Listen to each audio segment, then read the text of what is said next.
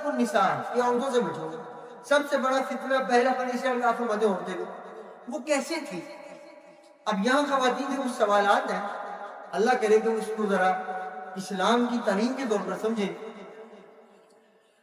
وہ نکلتی اس طرح تھی، اس انداز سے ان کا لباس ہوتا تھا کہ لوگ ان کی طرف دیکھیں، ان کا جسم ظاہر ہو، کیونکہ اللہ نے ایک اٹریکشن رکھی ہے، ایک جذب رکھا ہے، ایک میلان رکھا ہے عورت کی طرف مرد کا اور مرد کی طرف عورت کا. اس لیے دونوں کو حکم ہے کہ لباس ایسا پہنو کہ تمہارے جسم کی چال ڈھال معلوم نہ ہو. یہ دونوں کو حکم ہے. ہم نے عورتوں میں تو زور لگا دیا، مردوں میں کبھی نہیں کہا.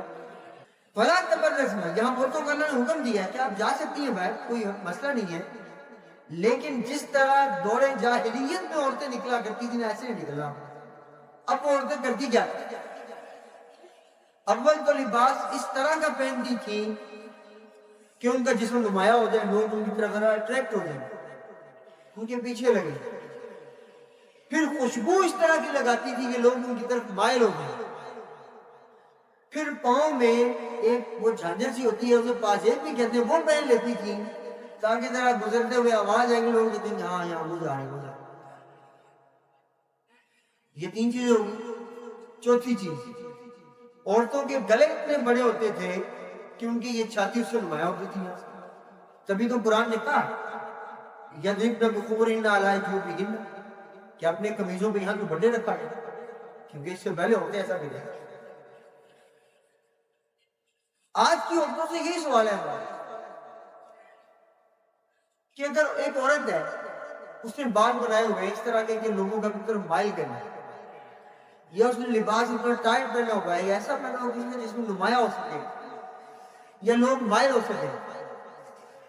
میں نے ایک بار اسی طرح اتفاق ہوا، ایک خاتون کو، اس وقت طالب علمی کا دور تھا، اس کو صرف یہ کہا کہ یار آپ نے اس طرح جو لباس پہنا ہوا ہے، آپ کا جسم ادھر سے بھی نظر آ رہا ہے، ادھر سے بھی نظر آ رہا ہے، آپ کس کو دکھانا چاہتے ہیں؟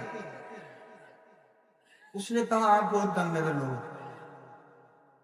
آپ بہت گھٹیا لوگ، ہمیشہ گھٹیا سوچتے. اللہ کی رحمت، یہ اللہ نے ایک میلان رکھا ہوا عورتوں کے اندر، مردوں کا.